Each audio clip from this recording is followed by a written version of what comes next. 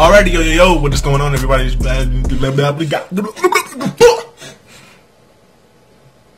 We here, we just gonna react to the goddamn draft lottery. Let's get right into it, man.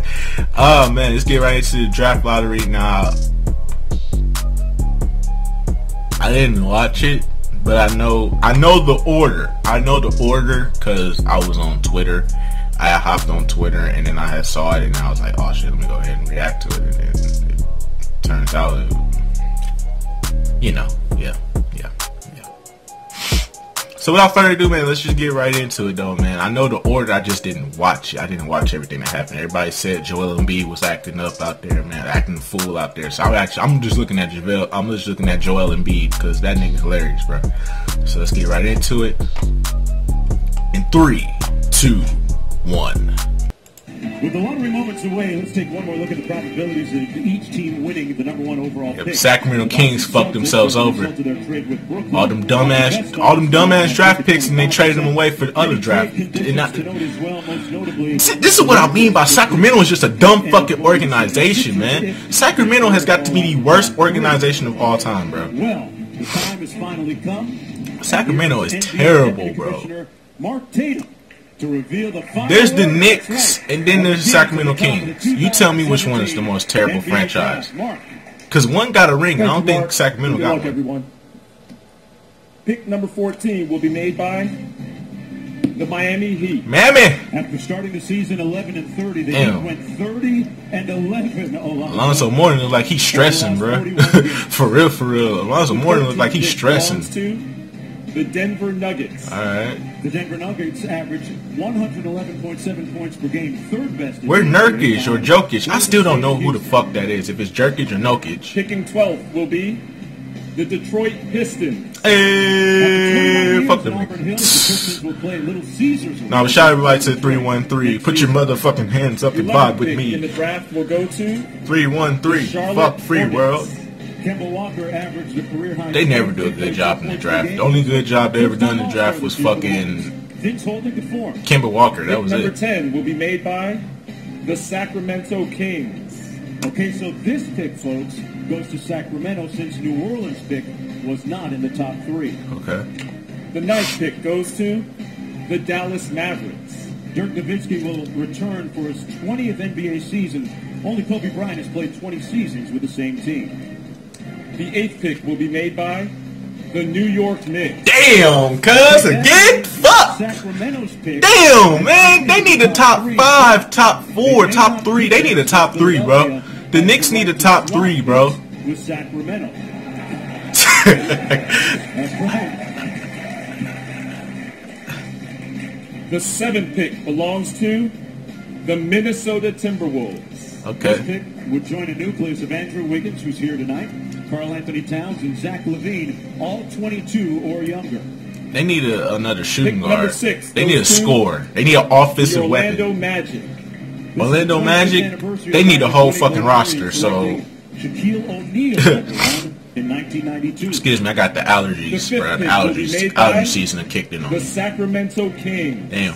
Okay, I mean, at least they got 2 draft picks, but I bet you the money they're going to pick up 2. They're going to pick up one good guy, then they're going to pick up another guy at the same fucking position that they don't fucking need. They do this every fucking year. So that means Philly is in the top 3. And the 4th pick in the 2017 NBA draft goes to the Phoenix Suns. Bad news for Devin Booker and the Suns as they drop out of the top 3. That's cool. And then that's cool. I mean, remaining Magic Johnson. Maybe he's got the magic touch tonight, folks. They need a small forward, and I feel like the top 3 prospects are all guards, so they still. So Phoenix Suns still be good. They just need a forward. Well, I don't know, but no, I take that back because the Celtics. I take that back. The 3rd pick in this year's draft goes to the Philadelphia 76ers. The 2nd pick will be made by... I like how they just put it in order like the that. Los Angeles Lakers. And that means that the #1 pick in the 2000 NBA draft goes to the Boston Celtics. That's crazy. That's just like when fucking Detroit was the #1 seed in the East and they got the #2 draft pick the year LeBron and Wade and Melo and all them came into the league. That's fucked up. They just Brooklyn, man. Y'all so bro. Why? I know it was KG and Paul Pierce and all them, but why though? Damn, bro, they fucked themselves over, man. Now we gonna get into the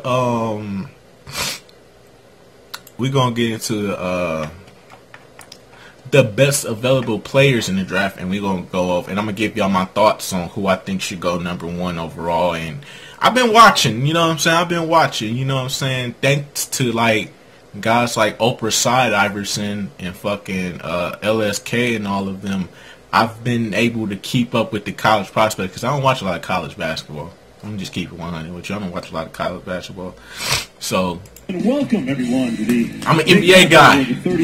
I like it when they make the pros. I don't like the amateurs that don't go that barely go pro. You know what I'm saying? I like the pros. From uptown to downtown and all parts in between. All right, so one of the luminaries on hand tonight in the room. This was before the draft. They were talking about the top prospects. Los Angeles Lakers running the show. By the way, 37 years ago today had 42 in that game clinching. I know folks would be. I know folks be the #1. I know folks. Well, folks wouldn't be the #1. Qualify for the playoffs are teams that traded their pick from a non-playoff team. The Celtics, by virtue of their trade with the Nets, are at the top of the list with a 25% chance for the #1 overall pick. The Lakers also with a shot, but could lose their pick if it falls outside of the top 3. Now, overall, 13 of the 14 teams here tonight can walk away with the #1 pick. The Sacramento Kings cannot receive the #1 pick due to a trade with Philadelphia, but could end up selecting as high as 2nd in the draft. They fucked themselves over. Hello, everybody. I'm Mark Jones alongside Jay Billis, Cassidy Hubbard, joining us in just a bit. It's a night rife with anticipation for all of the lottery teams, and the question that begs by the end of the night, Jay, who will end up with the #1 pick? And it seems to be a case where it's a two-man race at the top between Markelle Fultz and Lonzo Ball of UCLA. You're talking about two freshmen in a draft that could be the youngest mark in history, where we've got 15 to 18 freshmen that could go in the first round. Damn, that one and done. It's crazy. UCLA has size. He's a I don't blame him though. That NBA money out there now, dog. That NBA money long now, bro. Get yours. If you got the skills to make it to the NBA, get yours, my nigga. Fuck what everybody else talking about this one and done shit. My fucking nose running shit. See my fucking allergies and shit, man. I done post a damn video, man. 72% of his fucking allergies and shit, man. He can also knock down threes. Now he's got an unorthodox shooting stroke. He's kind of like Jim Jarrett's golf swing. It's a tortured fucking allergies, man. It's warm outside now. It's not going back down no more. It stopped being 50 degrees. Now it's 70 to 80 degrees now out here, bro. It's crazy. In just 1 week. But he's got the wingspan. And it's stuck like that too. It's not going down. It's going up. An extraordinary and creative. The seasons has changed up in hills. Up in hills. And he can get all the way to the basket and finish above the rim. Excellent. But it's raining like a motherfucker. In fact, the best pick and roll handler from an efficiency standpoint in this draft. And this is a guy who went to DeMatha High School, played JV basketball his sophomore year in high school, and that could very well be the first pick in the draft. And if you look at these guys, Mark, the tail of the tape. Yeah, Fultz a better shooter. Markelle Fultz is way ahead. But I'll put a check on Lonzo Ball because he can shoot too. He can shoot too. His shot just fucked up. That's all it is. I mean, his shot fucked up. Trust me, I went to the park. I was shooting his shot. I don't know how the fuck I was making that shit, bro. I was literally doing the nigga shot. I made like 4 of them bitches in a row. I was like, how the fuck am I making this shot? I'm like, this nigga must have a good ass shot then. Lonzo Ball's shot gonna be legit. I hope they got the big baller brand in fucking 2K18. They got a scene with LeVar Ball coming. You're like, hey, young fella, how would you like to be part of big baller brand? I'll take that option in a heartbeat, bro. Hell yeah, $500 shoes, and all the motherfuckers gonna pay for that shit. Hell yeah. Hell yeah, more money, baby. That's all I'm about. I'm about the moolah. Yeah, Jason Tatum probably gonna go #1. Hold on, let me pause it right here. Let me put it to you like this: Jason Tatum gonna go #1 because Boston, they need a wingman. They need as many wingmen as they can get. They got Crowder, they got Jaylen Brown. It wouldn't hurt to get another guy. So Jason Tatum is the next guy up for them. Number 2, that's that's where the toss-up comes in, because now you got Markelle Fultz and Lonzo Ball on the card. Bro, it's hard. It's hard. And I know LeVar is pushing the Lakers to take Lonzo.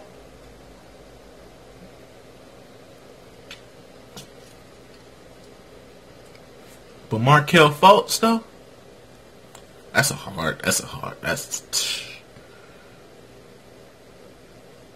Lonzo has a lot to him. I will say this, Lonzo has a lot to him. His playmaking, his vision, his IQ is very good. His size overall says a lot about him. But his size says a lot, you know what I'm saying, going forward. And there's no telling, like, he's still young. His body's still developing, so he may grow a few more inches. Like, I believe right now, what is he, 6'5", 6'6", 6'7"? He's 6'5", 6'6", 6'7". Bro, he could be like a 6'9" point guard. No bullshit. He can be another Magic Johnson. No bullshit. And I'm not saying that because, like, LeVar said it. I mean, like, he could possibly be that. He's very good. Like, he has a very good IQ. He has very good passing. Who knows, man? But the sky is the limit with all five of these guys. The sky is the limit with all five of these guys. All five of these guys are good enough to be like impact superstars right out the gate. But yeah, Jason Tatum gonna go number one because Boston don't need another guard. They got Isaiah Thomas. I think if anything, but then again, they could take Fultz. They could take Fultz number one overall because they do need another scorer.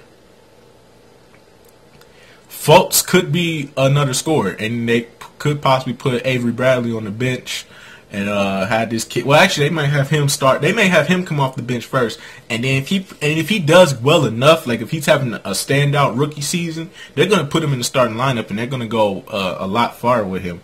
Or they could just pick up Fultz and trade him away for and say they pick up Gordon Hayward or Jimmy Butler or Paul George. It's a lot of scenarios that's gonna go on with this number one pick. The number one pick is where it all. It's like if they take Jason Tatum, they're keeping the pick.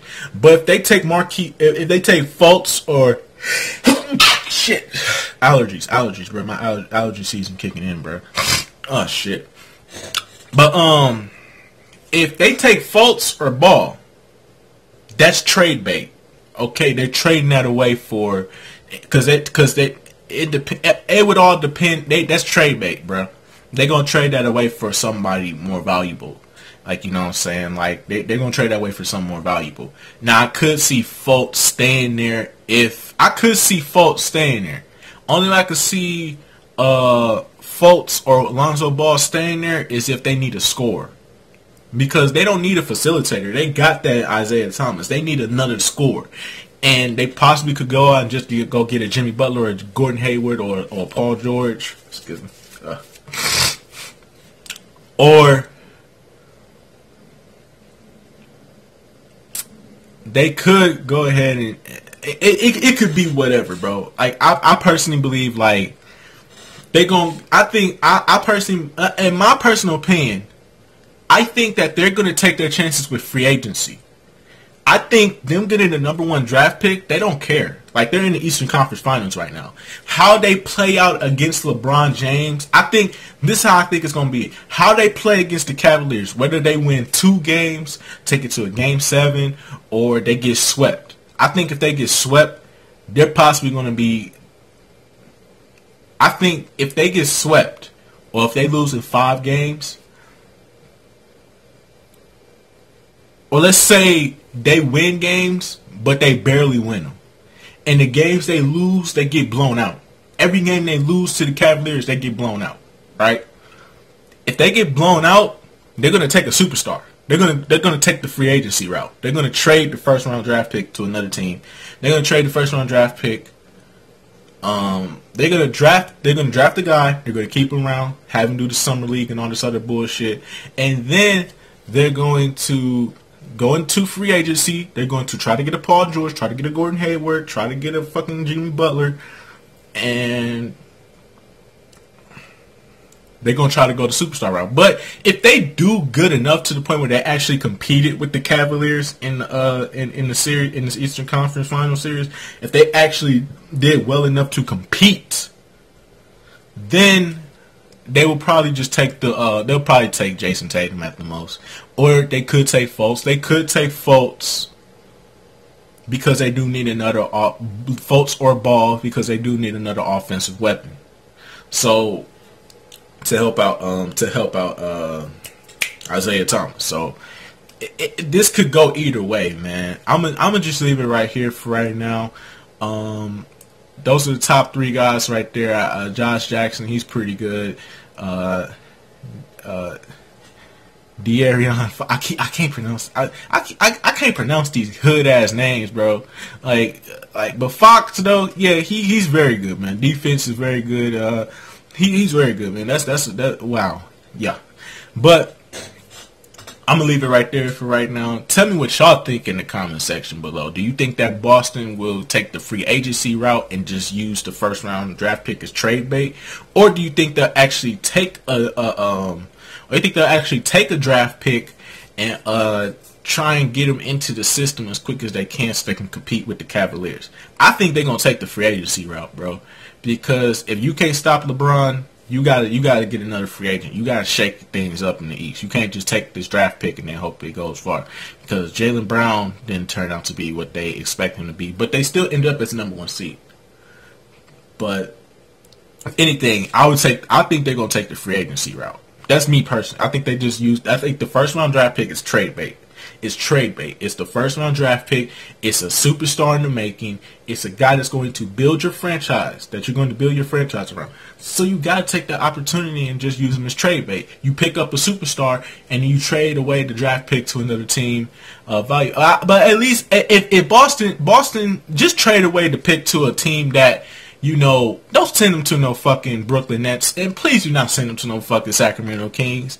Don't send them to the Brooklyn Nets. Don't send them to the Sacramento Kings. Well, I mean, you know what? Send them to the Brooklyn Nets because that's technically they pick. If it wasn't for them, you wouldn't have had that opportunity to have that pick. So if anything, send it to the Brooklyn Nets because technically that's their pick. You know what I'm saying?